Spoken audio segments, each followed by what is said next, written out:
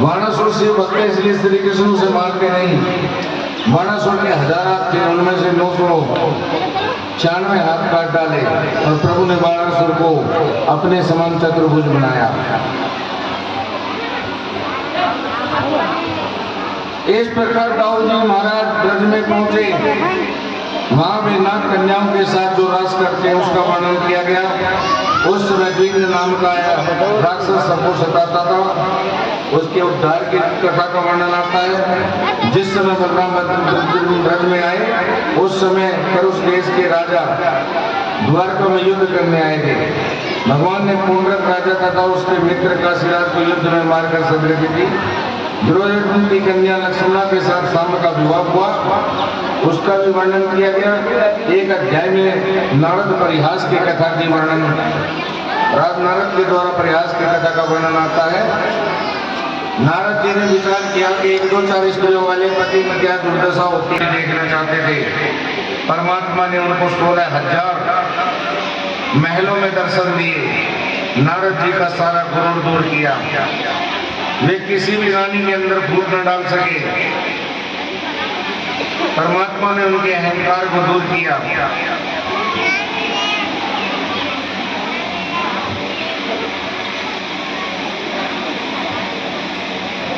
इधर भगवान हस्तिनापुर गए। राजसूय युद्ध में दिग्विजय प्राप्त की। उन्होंने जरासंध को युक्ति से मारा। इस प्रकार से दोनों काम परिपूर्ण हुए। राजसूय में नहीं गई, ऋषि इकट्ठे हुए। ऋषि इकट्ठे हुए, उनसे पूछा गया कि प्रथम पूजा किसकी हो। सबने कहा कि पहली पूजा श्री कृष्ण की होनी चाहिए, किंतु शिशुपाल उठकर उन्हें गालियां देने लगा।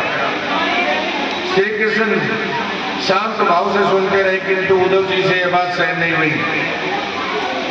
उद्धव जी ने उत्तर दिया, श्री कृष्ण की हार हुई है, जीत हुई है। क्रोध विजय है। रासलीला में काम विजय, शिशुपाल वध में क्रोध विजय है। श्री कृष्ण को क्रोध आता नहीं है। यदि उन्हें क्रोध आ जाए तो जगत में कोई बचेगा ही नहीं। वे अतिशय शांत हैं। सभा में पूजा होने पर भी शांत थे। शिशुपाल यहाँ से गाली सुनकर भी शांत था। परमात्मा के शांत होने का कारण है वे सोचते हैं कि ये मूर्ख है, बकरा है। ग्राम सिंह से सिंगा, यह शिशुपाल ग्राम सिंह है, कुत्ता बोलता है। बड़ा इसका जवाब कौन दे। श्री कृष्ण तो नरसिंह है, इसलिए वे नहीं बोलते। राजसूय में सब खुश हो गए, परंतु ये शिशुपाल मर्यादा पर मर्यादा भंग करता गया। 100 गालियां पूर्ण हुई, मर्यादा पूरी हुई कि भगवान ने सुदर्शन चक्र से शिशुपाल का सिर काट दिया, उसका उद्धार किया। उन्होंने शिशुपाल का वध बड़े प्रेम से किया। इधर शिशुपाल को गति मिली, सदगति मिली। राजसूय यज्ञ में सब खुश हो गए, किंतु दुर्योधन नाराज हो गया। दुर्योधन बड़ा अभिमानी है। जब अभिमान बढ़ता है तब चाल बदलती है। सूर्य सावधान करते हुए कहते हैं कि श्री कृष्ण भगवान जब हस्तिनापुर के राजसूय यज्ञ में गए तब द्वारिका पर सर्व राजा ने चढ़ाई कर दी।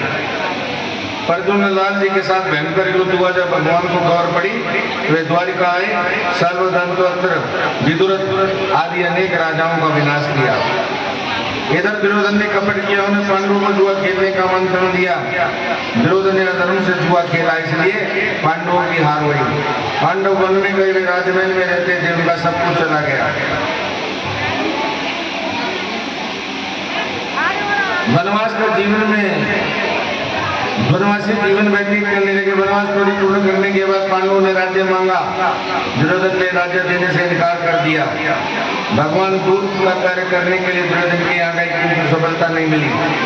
अंत में कौरवों पांडवों में युद्ध होना निश्चित हो गया। उस समय बलराम जी ने विचार किया कि घर में रहने पर मुझे इस युद्ध में किसी का पक्ष लेना पड़ेगा, किंतु मुझे इस युद्ध में किसी का पक्ष नहीं लेना। इसलिए वे द्वारिका छोड़कर तीर्थ यात्रा पर चले गए। उन्होंने 4 धाम सप्तपुरी की यात्रा की।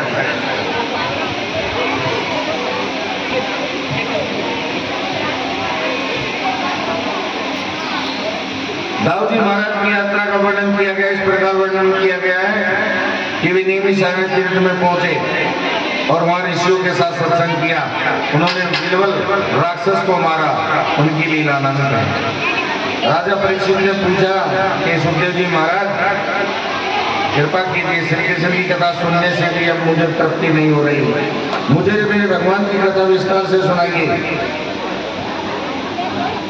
सुखदेव जी महाराज श्री कृष्ण के बाल मित्र सुदामा की कथा सुनाते हैं।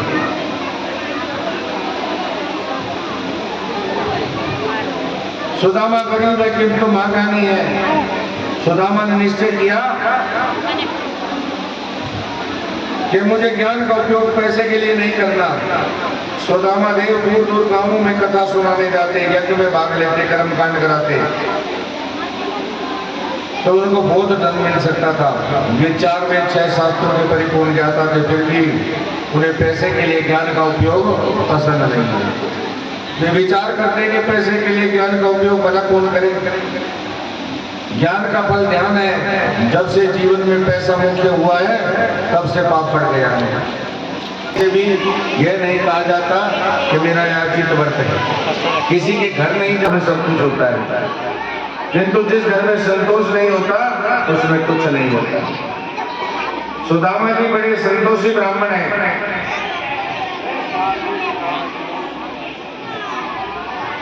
सुदामा देव की झोपड़ी भी सिद्ध विकसित है। उनकी झोपड़ी ऐसी है कि अंदर धूप भी आती है और बरसात भी। लड़का रोता है, महाराज शांति से परमात्मा का ध्यान करके सत्य ज्ञानी है। प्रभु ने मुझे माता तो बनाया, किंतु इस बालक को कुछ ग्रहण करने के लिए नहीं दिया। यदि प्रभु ने मुझे बांध रखा होता तो कितना अच्छा होता। इसके पिता को पैसे के लिए प्रवृत्ति करने की इच्छा नहीं। वे घर से बाहर कभी नहीं निकलते और किसी के सामने नहीं देखते और सारा दिन भक्ति करते हैं। अपने पति से कैसे कहूं कि अपनी भक्ति छोड़कर पैसे के लिए प्रवृत्ति करो। आज तक आपने मुझे कथा सुनाई, लेकिन आज आपकी कथा का मुझे आपको सुनाने की इच्छा है। आपने एक बार अपनी कथा में कहा कि श्री कृष्ण को अपने मित्र अति से प्यारे होते हैं। सुदामा ने कहा, देवी मेरा कनेक्ट, मैं श्री कृष्ण का मित्र हूँ। सुशीला ने प्रेम से समझाकर कहा, यदि आप श्री कृष्ण के मित्र हैं तो क्या आपको अपने मित्र के दर्शन करने की इच्छा नहीं होती? आप अपने मित्र से मिलने तो जाइए। सुदामा ने कहा, देवी मैं पैसे के लिए जरा भी प्रवृत्ति नहीं करता, किंतु मैं तुझसे सच कहता हूँ, मैं इस झोपड़ी में एक क्षण भी खाली नहीं बैठता। मैं अपने मित्र से मन के द्वारा मिलता हूँ, मन से उनके दर्शन करता हूँ, उनके नाम का जाप करता हूँ, उनकी स्तुति करता हूँ। इससे मन के द्वारा मुझे आनंद आता है। शरीर मिलन की अपेक्षा मन से मिलने को अधिक आनंददायक कहा गया है। सुदामा जी महान ज्ञानी भक्त हैं। सुशीला ने उनसे कहा, आप उनसे मन द्वारा मिलते होंगे, किंतु उनका प्रत्यक्ष दर्शन करने के लिए क्यों नहीं जाते? एक बार प्रत्यक्ष दर्शन करने तो जाइए। सुदामा ने कहा, मैं उनका प्रत्यक्ष दर्शन करने के लिए नहीं जाता। इसका एकमात्र कारण है, मैं उनका मित्र होने पर भी दरिद्र नारायण हूँ और वे लक्ष्मीपति नारायण हैं। यदि दरिद्र नारायण लक्ष्मीपति नारायण से मिलने जाए तो किसी को शंका होगी कि जरूर कुछ मांगने आया होगा। मेरे नियम के अनुसार मांगना और मांगना समान है, चाहे कुछ भी हो मैं नहीं मांगूंगा और प्रभु के द्वार पर भी मांगने के लिए नहीं जाऊंगा। परमात्मा को जो देना होगा मेरे द्वारे पर आकर देंगे। सुशीला अपने पति को प्रेम से समझाने लगी, जब मैं आपको जाकर कुछ मांगने के लिए थोड़ी ना कह रही हूँ। आपने ही मुझसे कथा में कहा कि द्वारिकाधीश की आंखें हमेशा प्रेम भीनी ही रहती हैं। वे सबको बहुत प्रेम से देखते हैं, इसलिए मैं आपको देखते ही वे सब कुछ समझ जाएंगे। उनसे मांगने की क्या आवश्यकता है? लोग बाग में जाकर बैठते हैं तो पेड़ बिना मांगे उन्हें श्वास देते हैं। भला पेड़ से कोई मांगने जाता है? यदि ये पेड़ बिना मांगे देते हैं तो परमात्मा भी तो अंतर्यामी है, सर्वज्ञ है, ये सब जानता है। आप एक बार द्वारिका जाइए, सुदामा महान योगी, महान तपस्वी है, सब सद्गुण होने पर भी उनके मन में कुछ अभिमान छुपा हुआ है। सुदामा ने कहा, दूसरे ब्राह्मण जिस प्रकार द्वार द्वार भटकते हैं उसी प्रकार मैं कहीं नहीं जाता, यह मेरा नियम है, मैं प्रभु के द्वार पर भी नहीं जाऊंगा। सुशीला ने अपने पति से प्रेम पूर्वक कहा, आपने किसी मनुष्य के दरवाजे पर न जाने का नियम बनाया है। श्री कृष्ण तो परमात्मा है, प्रभु के द्वार पर तो जाना ही चाहिए। प्रभु के द्वार पर न जाना अभिमान कहा जाएगा, आप बहुत बड़े हैं, ऐसा अभिमान अपने मन में कभी मत रखिए। पत्नी ने पतिदेव से सत्संग की बात कहकर बहुत युक्ति पूर्वक उनके मन का अभिमान दूर किया।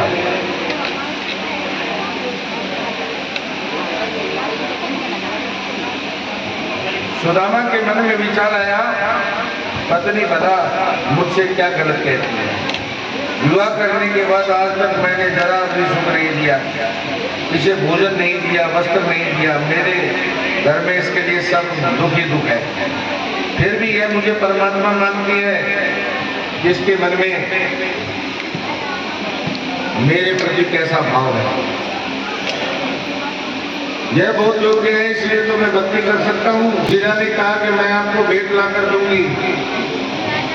सुशीला आज तक किसी ने घर मांगने नहीं, किंतु आज पड़ोसी से मांगने गई।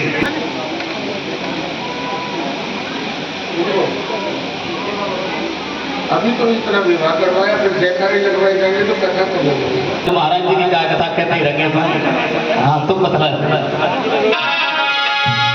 बोलो वृंदावन बिहारी लाल की। सभी गोलक का जाते हुए